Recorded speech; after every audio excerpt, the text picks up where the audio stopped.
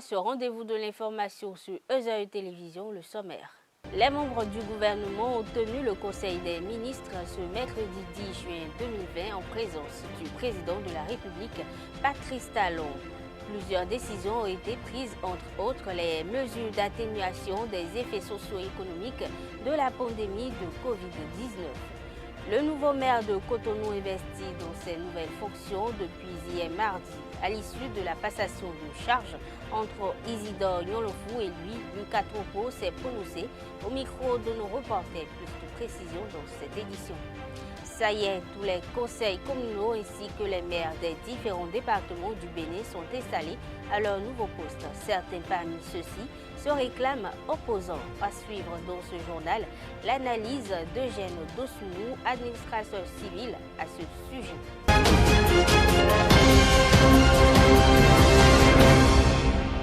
Bonsoir. Comme je l'annonçais en titre, le Conseil des ministres s'est réuni ce jour sous la houlette du chef de l'État Patrice Talon. Voici les décisions issues de ce conclave. Au titre des mesures normatives, adoption du décret portant attribution, organisation et fonctionnement du ministère des Affaires sociales et de la microfinance. Modification du décret portant création-attribution, organisation et fonctionnement du fonds d'aide à l'alphabétisation et à l'éducation en langue nationale et nomination des membres de son conseil.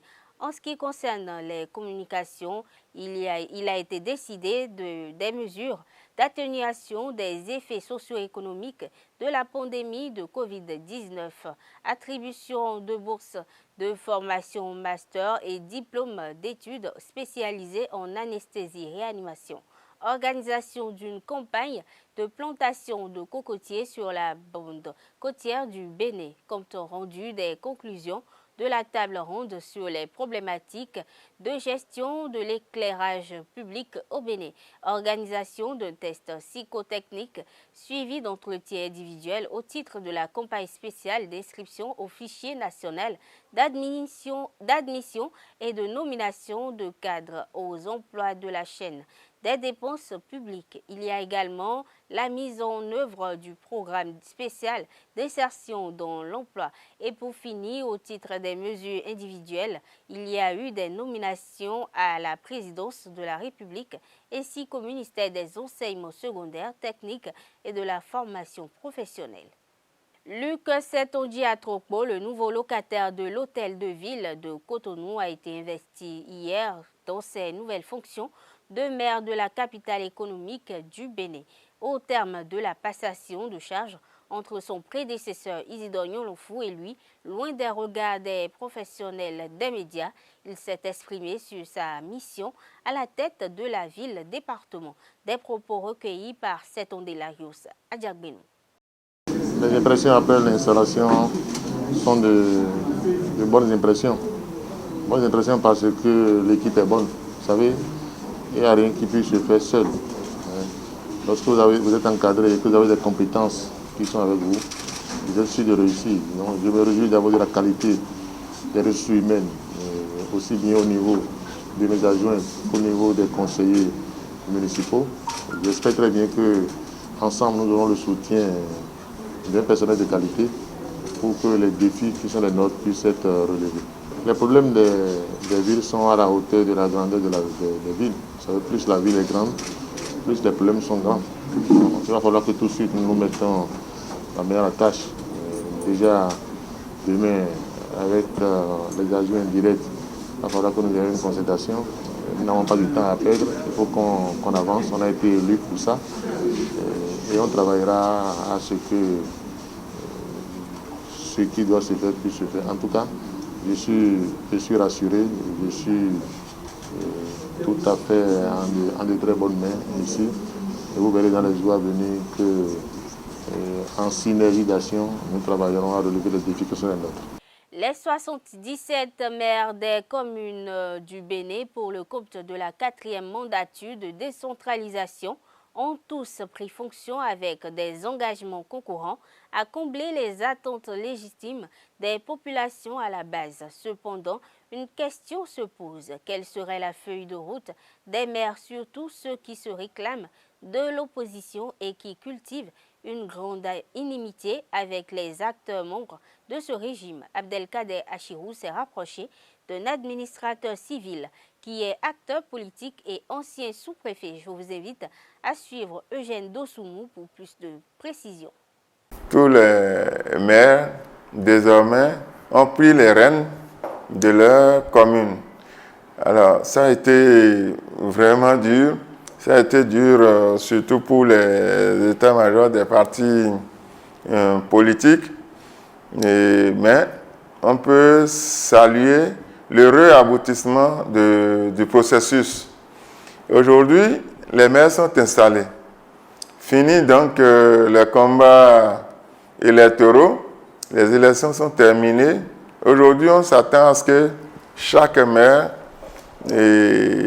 prenne la mesure des responsabilités qui sont les siennes et qu'il s'engage pour travailler en harmonie avec le programme d'action du gouvernement. Parce que, effectivement, les communes sont des démembrements décentralisés de l'État. Je précise que c'est des démembrements décentralisés de l'État. Donc, une commune n'est pas un État dans l'État. Tout ceci, la gouvernance d'une commune doit s'inspirer, s'imbriquer dans le programme d'action du gouvernement.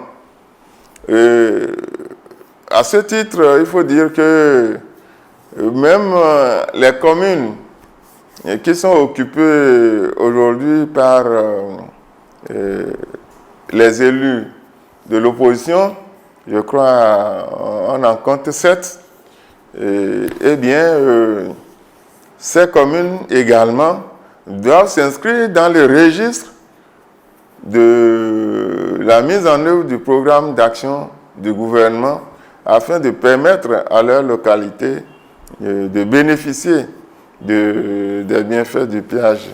Voilà ce que je pourrais dire, et je voudrais exhorter les maires installés à beaucoup de courage, à beaucoup d'abnégation. Restons avec Eugène Dosoumou, natif de la commune de Savay, une commune dont l'exécutif communal est contrôlé par le parti politique de l'opposition Force Kori pour un Bénin émergent FCBE. Suivons ensemble ces recommandations au nouveau maire de la commune de Savay, au micro d'Abdelkader Achirou. Je suis effectivement originaire de Savay, un acteur politique de cette localité.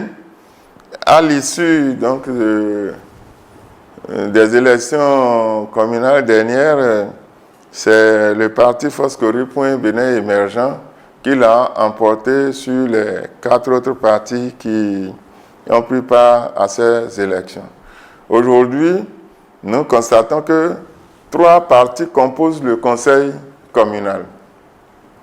Et nous notons également que celui qui est élu maire de la localité de Savay est un acteur politique majeur, un ancien député à l'Assemblée nationale, mais qui a continué toujours d'être un acteur politique majeur dans la localité. J'ai nommé l'honorable Oba Chabi Deni.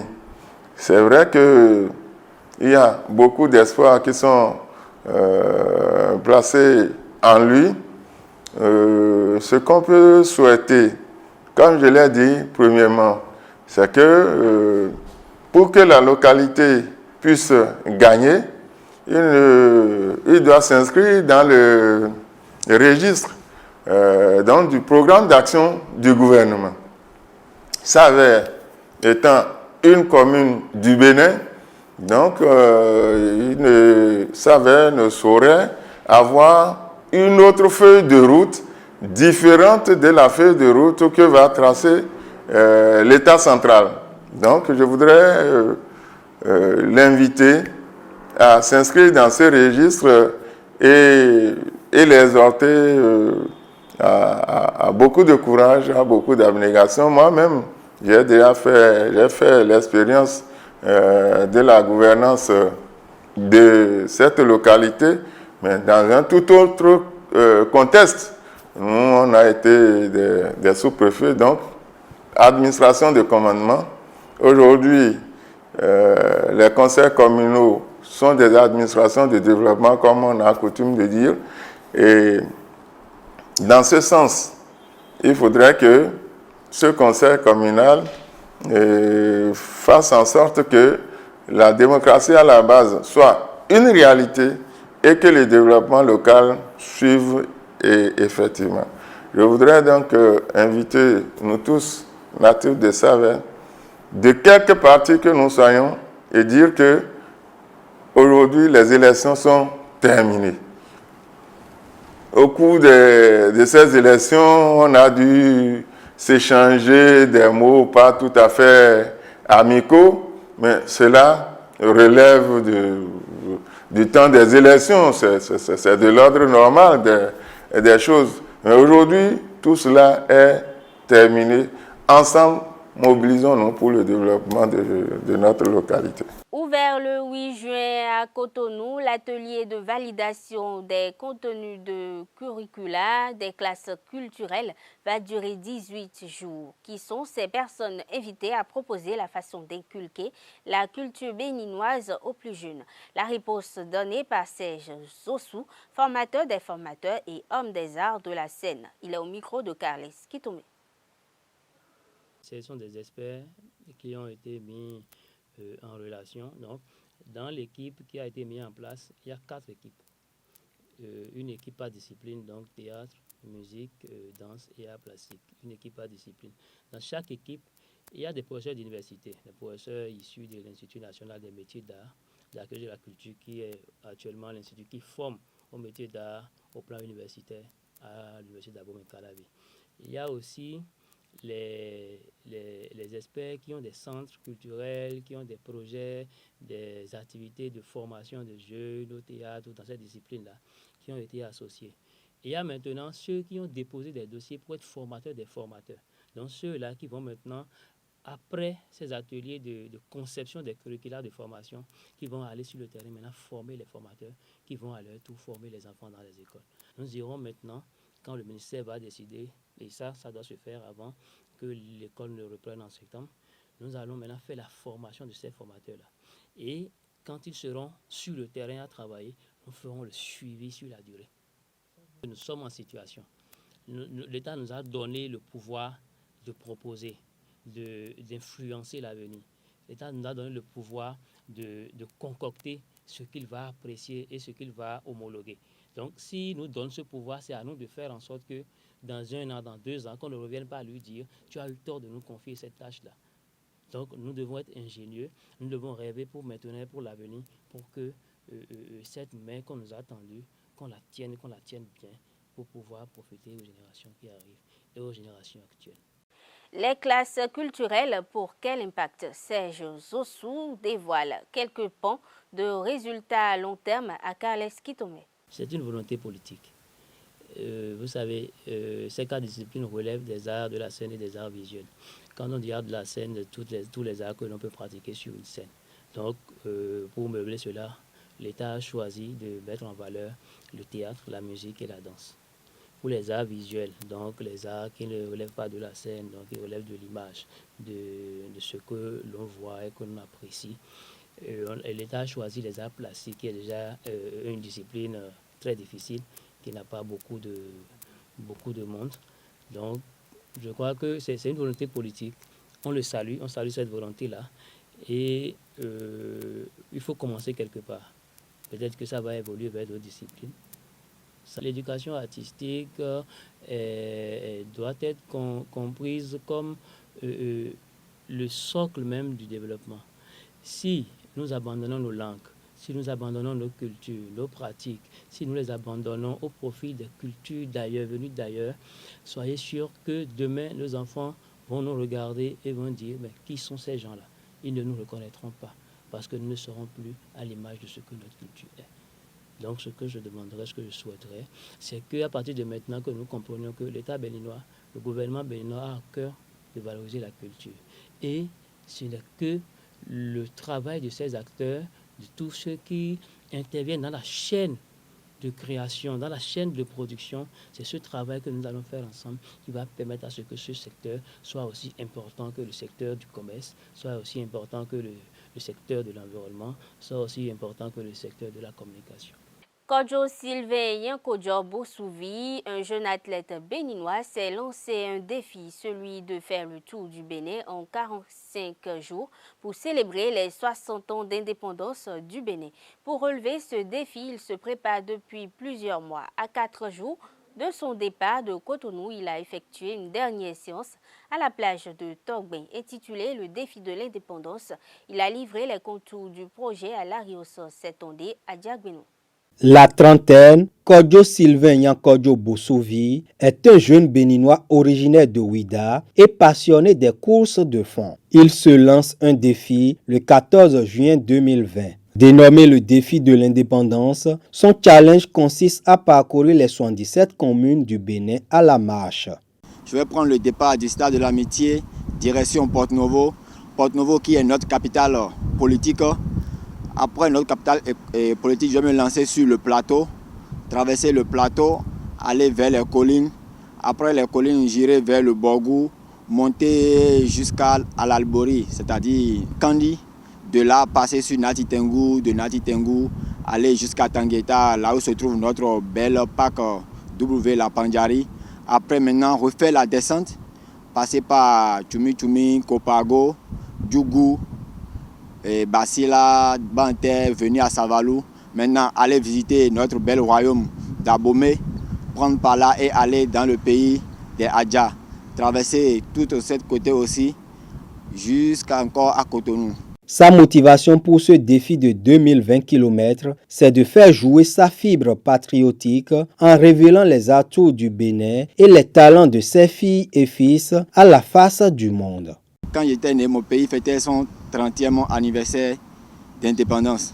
Or, aujourd'hui, j'ai 30 ans et mon pays veut fêter les 60e anniversaire de notre pays. Donc, j'ai dit, comme je suis un sportif et je fais les courses de longue distance, pourquoi ne pas relever ce challenge pour montrer aux autres pays que le Bénin aussi fait partie des pays de défi.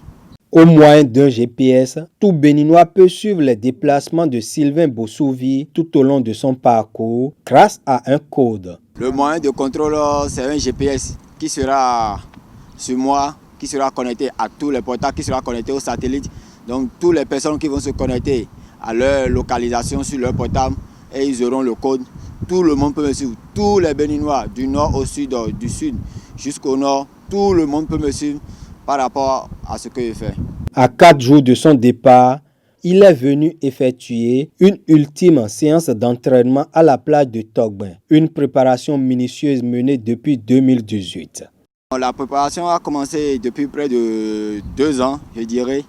J'ai travaillé surtout personnellement et avec des amis. Je faisais plusieurs activités. Je ferais les courses de longue distance qui se tournent entre 50 et 60 km par jour, au moins 2 fois ou bien 3 fois dans une semaine pour me préparer physiquement.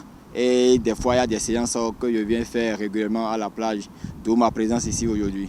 Avec le soutien de la Ligue des sports d'entretien, les dispositions sont en train d'être prises afin d'assurer sa sécurité sanitaire pendant le tour. Cependant, il attend toujours la contribution d'autres personnes de bonne volonté. J'ai une équipe derrière qui me soutient. C'est la Ligue des sports d'entretien. C'est eux qui me soutiennent. Sinon, à part eux, je n'ai pas encore de soutien. J'ai encore les bras grandement ouverts pour tout soutien venu des compatriotes ou bien de nos autorités. Assouvir sa passion pour célébrer les 60 ans d'indépendance de son pays est un projet noble que tout Béninois devrait accompagner pour sa réalisation. Les forces de l'ordre ont mis la main sur 3 trafiquants du sable marin quelques jours après l'interpellation de 10 personnes pour pollution de la berge lagunaire à Cotonou. Ils sont mis aux arrêts pour prélèvement et vol du sable marin. Ces présumés coupables ont été présentés au procureur de la République ce mardi 9 juin 2020 et comparaîtront le 24 juin 2020 selon Frisson Radio. Ils encourent une peine allant de 6 mois à 3 ans et une amende allant de 500 000 à 10 millions de francs CFA ou l'une des 2 peines précitées. La page inter de ce jour porte sur la réunification du Front populaire ivoirien en Côte d'Ivoire. Au Burundi, le cœur du système demeure stable malgré la mort du président sortant Pierre Nkurunziza. Affaiblissement de l'économie dans la zone euro et particulièrement en France. Enfin, les obsèques de George Floyd, riches en émotions. Une compilation signée Ivan Loïc Harrison. Bonjour et bienvenue sur l'actualité internationale de ce jour.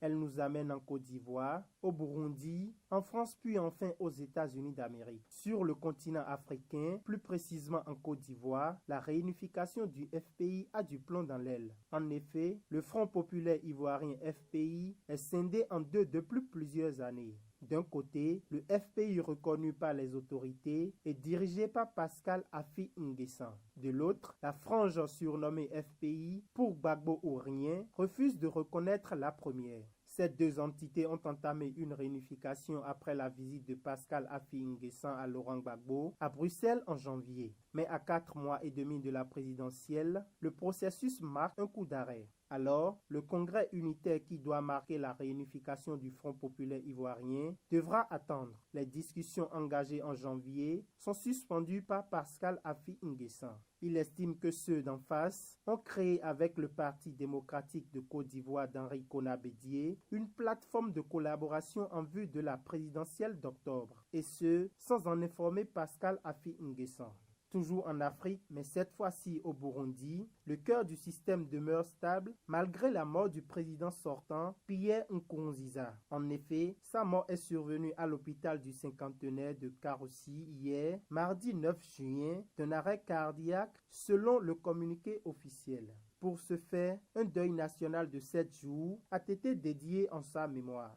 Rappelons pour mettre un terme à l'actualité sur le continent africain que Pierre Nkurunziza devait rester en fonction jusqu'au 20 août prochain pour l'investiture de son successeur, le général Évariste Ndayishimiye, candidat désigné du parti au pouvoir qui a été proclamé vainqueur de la présidentielle du 25 mai. Sur le continent européen, le coronavirus continue d'affaiblir l'économie et la France devrait connaître une récession très brutale en 2020. En effet, l'horizon économique de la France et des pays de la zone euro s'assombrit un peu plus. Selon les prévisions de l'Organisation de coopération et de développement économique OCDE, publiées mercredi 10 juin, la contraction du produit intérieur brut PIB va se situer entre 11,4% et 14,1% en 2020 en France, soit la contraction la plus importante au monde, dans les mêmes proportions qu'en Espagne, en Italie et au Royaume-Uni. C'est dans la zone euro que le décrochage compris entre moins 9,1% et moins 11,5% sera le plus brutal de la planète. Mettons un terme à la page internationale de ce jour en nous rendant aux États-Unis où les obsèques de George Floyd étaient riches en émotions. C'est le point final de plusieurs jours de cérémonie en hommage à George Floyd. Ces obsèques ont eu lieu ce mardi à Houston, la grande ville du Texas, où a grandi cet Afro-Américain de 46 ans, devenu icône de la lutte contre le racisme et les violences policières après son décès il y a 15 jours lors de son interpellation à Minneapolis Police. Une cérémonie empreinte d'émotion. C'est tout, mesdames et messieurs, pour cette édition. Merci de l'avoir suivi. À bientôt.